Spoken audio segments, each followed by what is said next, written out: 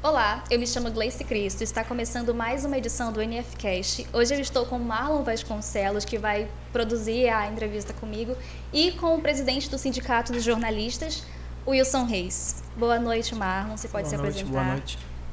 Sou o Marlon Vasconcelos, né? Sou do 7º período de jornalismo e estou aqui à disposição para poder contribuir.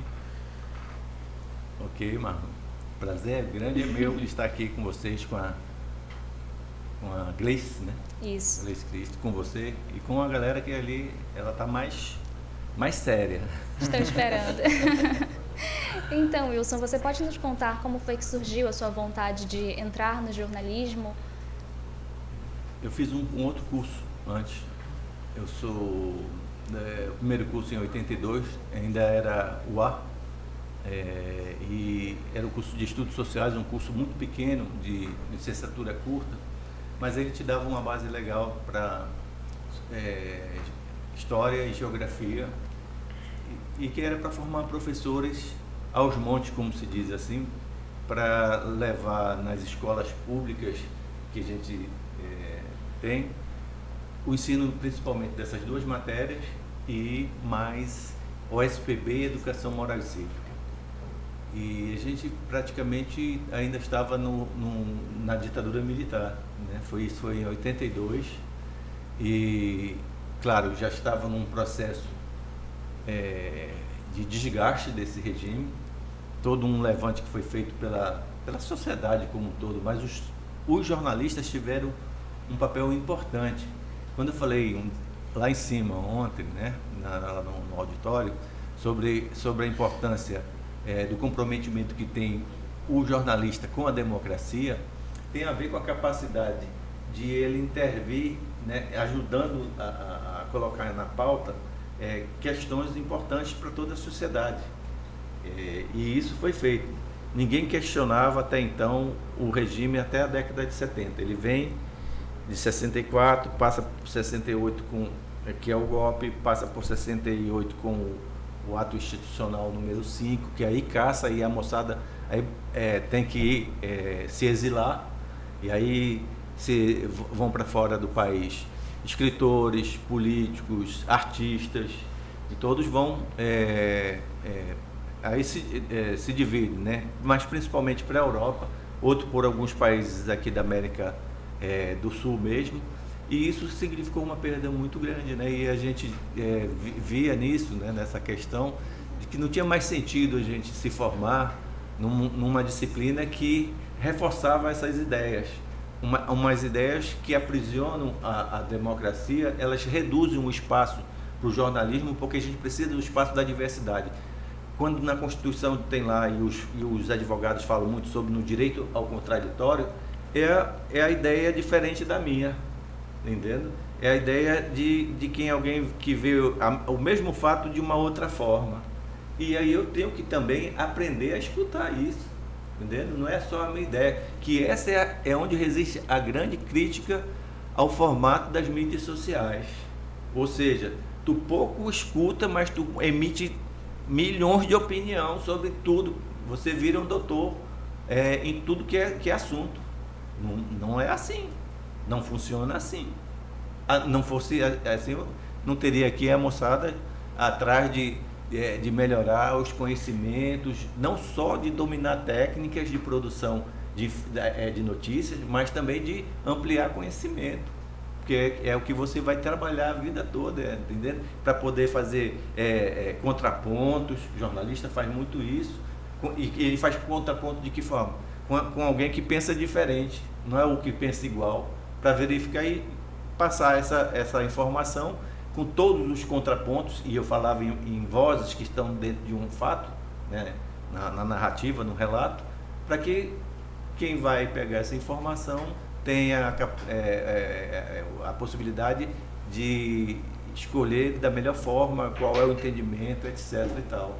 Então, quer dizer, essa situação, ela é real. A gente, eu acho que defender a democracia está dentro das bandeiras do jornalismo também, além de você ser um cara legal, uma figura legal que entende das técnicas jornalísticas.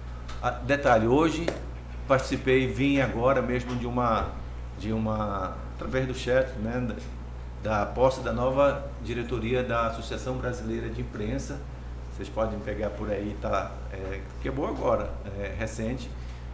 A nova direção é um pessoal bem antigo do jornalismo, porque a ABI ela tem sede no Rio de Janeiro, mas hoje ela já abrange com regionais em alguns outros estados, e é uma história bem antiga, né? Só para ter uma ideia, a ABI tem mais de 100 anos de jornalismo no Brasil, no sentido de associação de profissionais jornalistas. Eu só queria perguntar, né, quais dificuldades você encontrou no mercado de trabalho? Hoje eu encontrei. No caso, na época da sua vida acadêmica. Eram os antigos jornalistas que a gente chamava de batentes, que não tinham formação por uma instituição de nível superior, mas eles já exerciam essa profissão. E eles achavam que a nossa entrada ia tirar a vaga de trabalho deles. Então, a minha geração se defrontou com essa situação aqui e, claro, né, em outras partes do país, em outros mercados, focado que era, vamos dizer assim, ainda estava assim, no auge do impresso, né? Era uma outra realidade. A gente, depois de 90, é que vai mudar isso um pouco, mas esse confronto existia entre essas práticas e essas mais antigas e gente mais experiente. Não é que não tivesse gente capacitada do ponto de vista técnico. Tinha gente que era autodidata, que desenvolveu ainda na máquina de datilografia a capacidade, né? Para você ver, isso é uma história, porque não faz tanto tempo aí esse negócio, entendeu? O pessoal às vezes acha porque hoje você é bombardeado com um volume, uma intensidade, uma rapidez muito grande de informação, que parece que a história que foi relatada na década de 80, por exemplo, ela faz tempo, não faz, é muito recente, você está entendendo? Você ainda tem gente que dança música da onda da época de 80, por exemplo, só que para dizer, né, citar uma data, uma década, na verdade, para ter uma ideia de que não está longe. Então, era isso, a gente teve, como é que se diz, que se enfrentar com essa situação e, claro, a gente foi se firmando porque trazia mais conteúdo do ponto de vista de formação também, e se tentou fazer, né? Aí o sindicato também entra nessa questão para você estabelecer algumas conversas que não sejam só aquelas de redação, que no dia a dia você não tem muito tempo para ficar conversando, outras questões mais que dizem respeito a essa relação entre profissionais, e nós conseguimos avançar. E esses profissionais foram saindo aos poucos do mercado, montando suas empresas, e hoje você tem uma outra realidade no mercado nacional. E eu acho que até uma somatória legal entre gente que de alguma forma tem essa experiência dessa época, porque eu vivi essa transição, né? Eu peguei ainda a máquina de datilografia na redação, e depois veio os primeiros PCs lá, 286, que era a novidade. A capacidade deles era uma coisa questionável toda hora. Hoje em dia você ainda percebe muito isso, principalmente com o uso das redes sociais. Por exemplo, qualquer pessoa com celular pode produzir uma notícia, pode gravar e produzir alguma coisa. Você ainda percebe essa briga entre a pessoa que só está ali produzindo algo que não é profissional e outra que está produzindo? Tem essa briga ainda no mercado? Eu não vejo. Eu acho que há um processo de seleção que se dá, né? E cada vez mais buscando ser melhor, apurar melhor as coisas, etc. O que eu vejo é que há uma redução, como aumentou a diversidade e o tempo é curto, porque você tem que jogar num determinado tempo um volume grande de informação. isso seja o formato que for, tendo na base a questão aí da internet, faz com que você tenha que estar em constante contato com fontes, vendo situações, etc. e tal.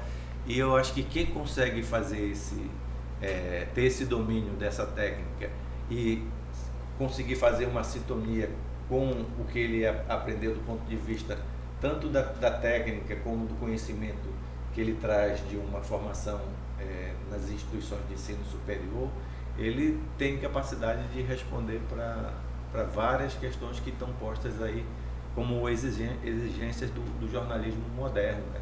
Contemporâneo no caso, porque não se briga com a evolução técnica, se adapta produções a essa evolução, e eu acho que isso a gente está vivendo, entendeu? Nos vários formatos que estão aí, estão postos aí no mercado. E aí eu acho que os estudantes, é importante que trave cada vez mais contato com essa realidade, porque ele tem a capacidade de fazer experiência, que é isso que vocês estão fazendo aqui nesse podcast e tal, nessa conversa, nesse bate-papo. Porque, por exemplo, nós tínhamos problemas na antiga UA e depois UFAM, do tal dos laboratórios. Por exemplo, quando o curso da FAMetro foi instituído, isso já existia nele como pré-requisito, senão ele não era aceito para iniciar o curso. Então, laboratório de rádio, TV, nós lutamos, era a bandeira que os estudantes iam lá e tentar pressionar o reitor, o sub-reitor para assuntos acadêmicos, dizendo que não dava para a gente se formar, receber um diploma no final e não ter essa experiência. Aí eles fizeram normalmente aquela meia, como não tinham como montar esses laboratórios, tinha um custo alto, eles faziam, por exemplo, técnica fazendo convênios com a TV. A TV Cultura aqui, era a antiga TV educativa, foi um berço de experiências aí da TV para muita gente que hoje está no mercado. Eu vivi essa época. A nossa produção tem uma pergunta, não é? Como vai, senhor Reis? É o seguinte, quarta-feira você deu uma palestra sobre a violência que os jornalistas sofreram. Eu também tenho uma informação para te dizer. Durante a ditadura militar, uma jornalista chamada Rose Nogueira, durante a ditadura, ela teve seu filho recém-nascido de ser queimado vivo na sua frente pelos militares. E eu queria te perguntar, qual é o limite dessas agressões? E o senhor já presenciou o senhor já se lembra de uma agressão relacionada a isso que eu acabei de citar? Olha, não nesse grau de violência, que é uma violência física, né, da barbárie da humanidade. Sim. Por isso a crítica em relação aos governos militares, entendeu? Porque algumas figuras hoje defendem, não foi assim, estão mentindo, etc. e tal, e esse pessoal está junto conosco lá nas mídias sociais. Então, quer dizer, você vai acreditar em que são várias verdades que ali estão postas, e eu acho que a gente tem que remeter para o lado da pesquisa, para onde existem a capacidade de levar a luz a esse momento de treva, que é só isso, ou seja, encobrir o que foi do ponto de vista do retrocesso a uma geração, o golpe militar, que instituiu, além do fechamento do Congresso, a deposição do presidente João Goulart em 64, o fechamento do Congresso Nacional, que é uma das casas que representam a democracia no país. A gente pode não gostar de determinados políticos, mas a instituição Congresso, ela é democrática, você está entendendo? Você elege deputados federais numa base regional e encaminha para lá e tem uma representação de um determinado estado, no caso de 27 estados que existem na federação. Então, isso é democrático. Agora, não gostar de determinados políticos que têm posturas ruins, que não acrescentam coisa nenhuma, é um direito que cada um de nós temos, entendendo? De fazer esse tipo de crítica. Mas normalmente o pessoal joga não só a água suja na bacia, mas joga a criança que está dentro dele.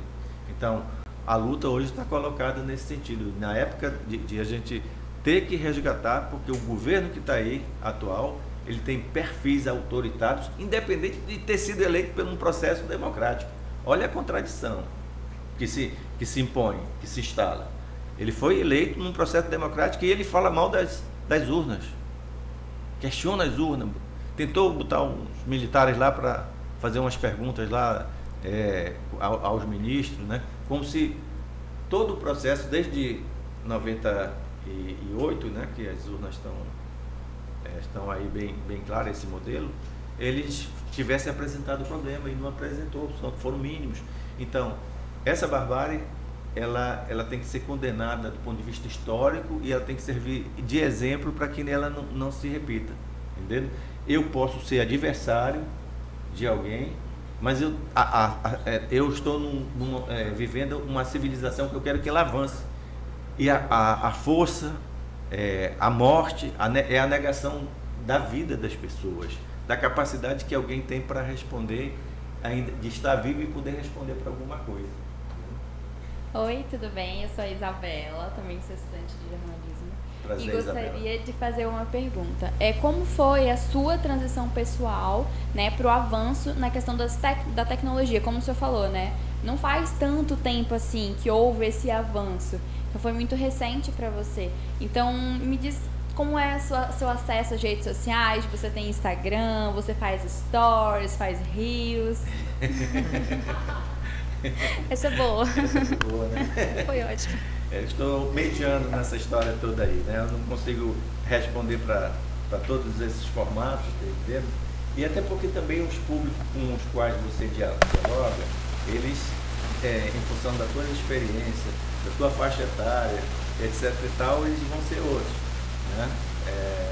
Eu tenho o WhatsApp, que eu acho que o WhatsApp ele indispensável. Indispensável aí para quem faz jornalismo diário. Eu tenho o Facebook, entendendo? E eu acho que o ano passado, depois de muita pressão e tal, eu também fiz o Instagram, mas não acompanho ele como acompanho os outros dois, entendeu? Falha da minha parte, que eu deveria fazer isso, mas as atribuições de presidente, porque tem muita representação e tem muito problema que vem do exercício da profissão, e você tem pouca gente para dividir o trabalho na estrutura sindical. E aí eu tenho também o meu lado da família, então eu tenho que pensar nas coisas, né? E tenho que dividir, tentar ser aquilo que todo mundo quer ser, quer fazer as coisas planejadas e que não consegue, que na maioria das vezes. Então eu tenho efetivamente, e uso também o e-mail, porque é muito necessário, estão lá, a gente pegar um material legal e eles me repassam. A lista de e-mails é grande minha, entendeu? Então também trabalho com e-mail. Mas ainda devo aí para estar sintonizado com todos os formatos de mídia aí. E agora o Vitor Litari. Gostaria de perguntar como é que o senhor iniciou sua carreira no jornalismo. Quando o senhor decidiu que eu vou fazer jornalismo, vou entrar de cabeça nisso? Eu sempre tive assim, paixão por leitura e conhecimento, né? Uhum. Eu já vim, vamos dizer assim, do ensino fundamental com um pouco disso, entendeu? Eu percebia em mim que eu era um pouco diferente dos outros que queriam as coisas meio imediatistas e tal. Isso não me tocava muito não, entendeu? Eu achava que algumas coisas tinham que acontecer no seu tempo, entendeu? Como eu não sabia, mas porque você não tinha tanto conhecimento, então você chuta algumas coisas. E aí, a partir daí dessa ideia, eu fiz esse curso de Ciências Sociais, pensando que, inclusive, era alguma coisa maior, como tem hoje Sociologia ou Ciência Política, entendendo? Que são cursos que a Federal do Amazonas tem, que são bons cursos, porque tem bons professores nas suas coordenações aí. E aí, a partir do momento que eu vi essa realidade, eu disse, não, eu me identifico muito com a questão do jornalismo. Isso já dentro desse primeiro curso de Ciências Sociais. Uhum. E aí eu entrei em 82, em 83 eu já fiz o curso, o vestibular, o outro vestibular, passei para jornalismo. Aí fui levando os dois cursos. Como o outro era uma licenciatura curta, a duração dele era menor. Não era de 4 anos, era de 2 anos, 2 anos e meio. E eu concluí os 2 anos e meio e segui jornalismo.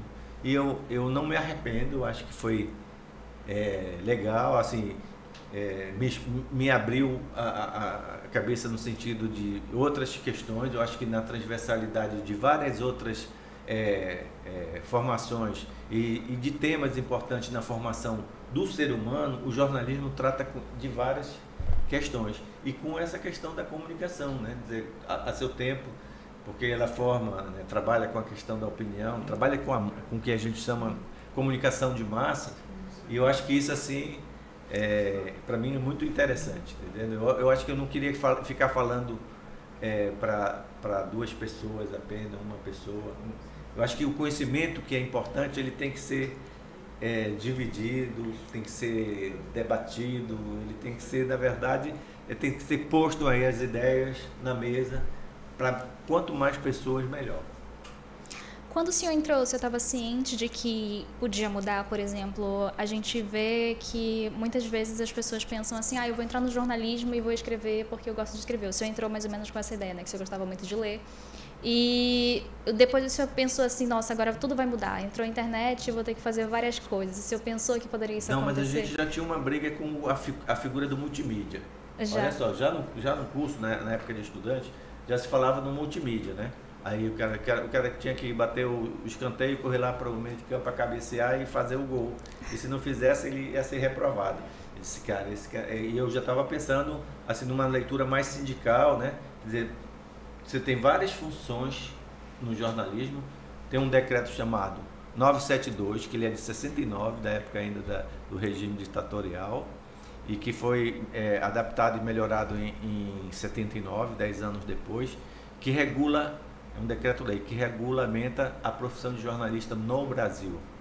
É o 83.284 de 79. É 79, mas é o que nós temos até hoje. Nós não temos uma lei.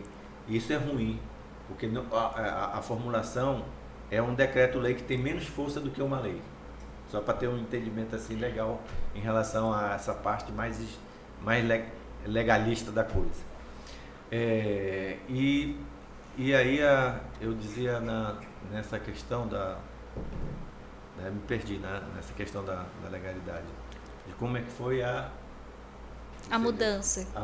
O senhor achava que isso ia só ler, só escrever e depois tinha uma outra realidade. Eu falei do multimídia, que a Sim. gente tinha resistência. E aí, quando eu fui começando a frequentar, já na crítica, frequentar lá o sindicato, eu estava terminando o curso ainda, eu vi como as empresas, elas falavam em modernidade, mas queria que você trabalhasse pegando mais outras atividades e não queria remunerar por essas novas atividades. Aí eu achava que era injusto. O sindicato achava que era outro presidente na época, também achava que era injusto. E eu compartilhei, comecei a me antenar nesse negócio de dizer, tem um bocado de coisa, eu não quero negar o trabalho, quero aprender, quero fazer. Mas, por exemplo, tinha a função de repórter de texto, tem a função de repórter fotográfico. O cinematográfico que está dentro de estúdio é uma coisa, o que vai para fora nas externas é outro. E está todo tipificado lá na lei. Aí os caras queriam que você, como hoje o pessoal tem um celular, fazer tudo. Eu faço, digo, é possível fazer, mas remunere pelas outras atividades que você está querendo que aquele profissional faça. Para que possa, inclusive, elevar a média salarial.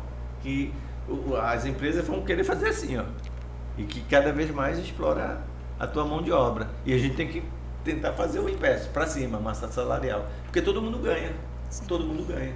Aí, só que isso gera alguns problemas internos, entendendo? Você sempre corre alguns riscos. Eu fui demitido, por exemplo, por essas questões 2 vezes, e depois me chamavam. Não sei por que me chamavam de novo.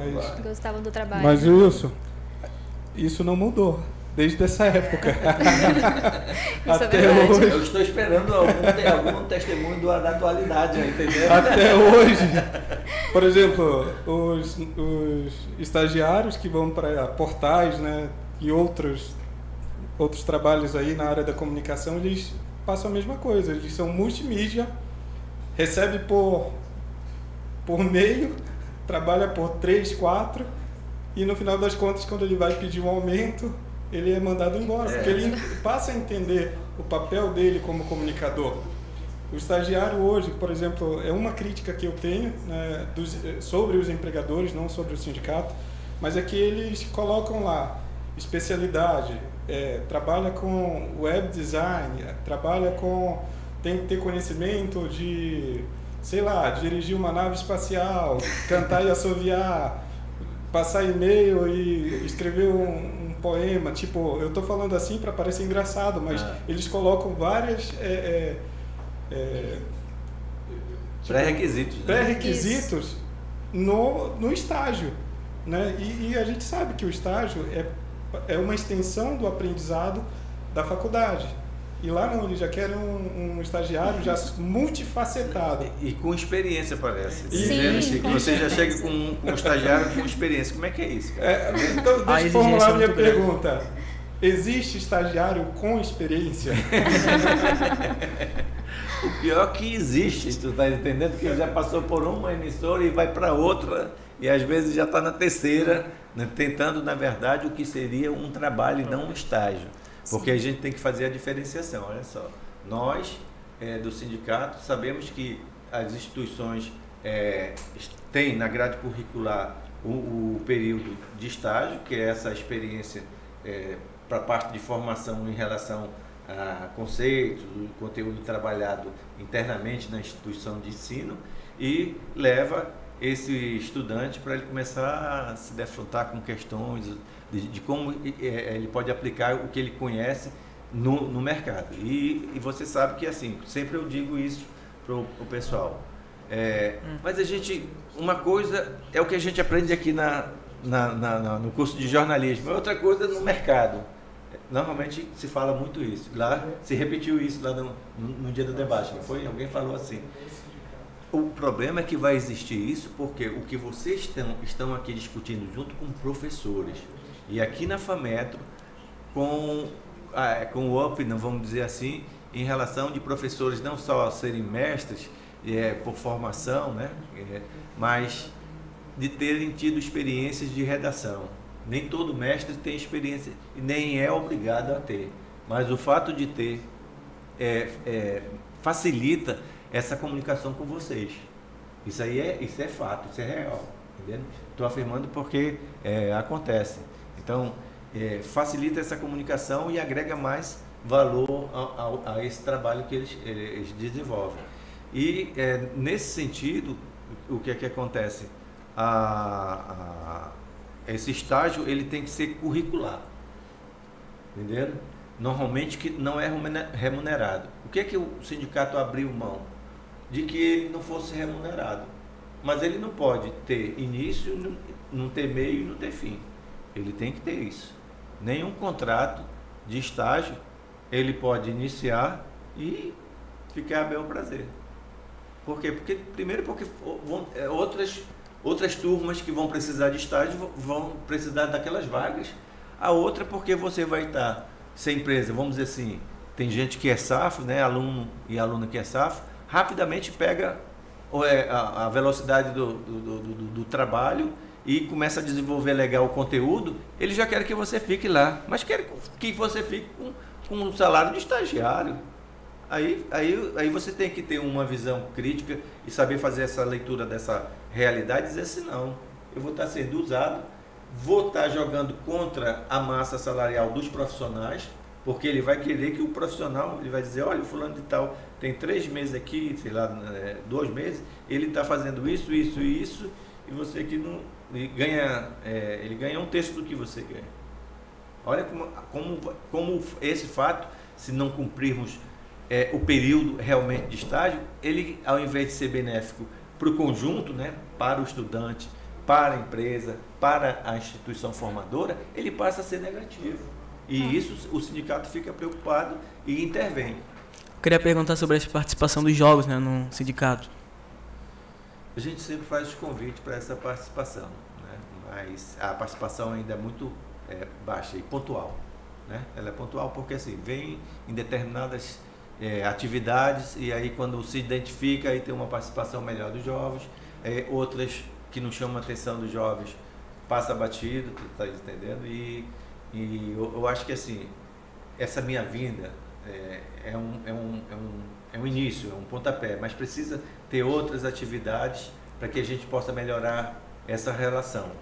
Agora, é sim uma preocupação constante da entidade, que a gente possa desenvolver projetos, e aqui nós temos um projeto que a gente está trabalhando. Essa foi uma preocupação agora na minha gestão que eu assumi com a diretoria em 2021, janeiro de 2021, que aqui foi falando da ética e tem bolsistas de algumas faculdades de jornalismo trabalhando a questão da ética nesse projeto. Então, assim, é um fato para mostrar que também nós temos na profissão um código de ética e não pode tudo não, você está entendendo? Você tem que, até no código de ética, se vocês pegarem aí do jornalismo brasileiro, tem uma cláusula, por exemplo, de consciência lá. Eu cito sempre esse exemplo porque é legal. Se você tem uma determinada religião, por exemplo, e o que for pautado fere os teus princípios da religião, você pode chegar para o seu editor, argumentar, levando em consideração esse artigo do Código de Ética e dizer: eu não sou a pessoa para fazer essa pauta. Você poderia passar para outra. E não haver nenhuma perseguição por parte do seu editor ou de quem quer que seja da empresa em função dessa postura.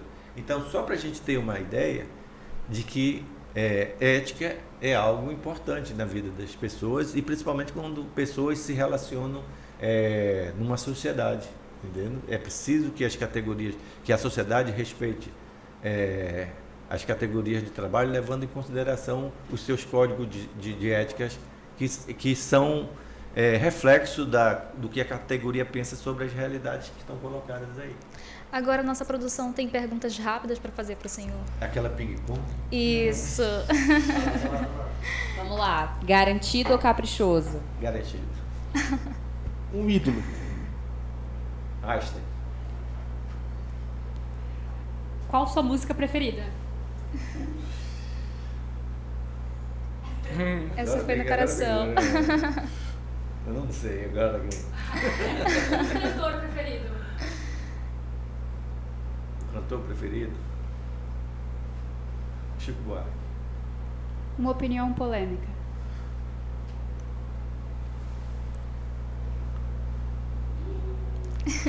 Tem vários.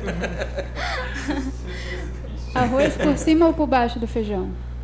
Oi? Arroz por cima ou por baixo do feijão? Do lado. Alguma referência como jornalista? Vladimir Zara. Obrigado pela sua presença. Eu esqueci o que ia perguntar. Time de futebol. Vai lá. Botafogo. Então, podemos encerrar agora. Muito obrigada por sua participação, Wilson. Foi um prazer lhe ter aqui. Eu que agradeço, né? E a gente pode ter outros bate-bola, outras conversas. Sim, tem muita coisa para conversar. O formato é legal e acho que tem muita informação aí para ser trabalhada. Sim. Acredito na Força Jovem. Se inscreva no canal e deixa o like. É isso aí.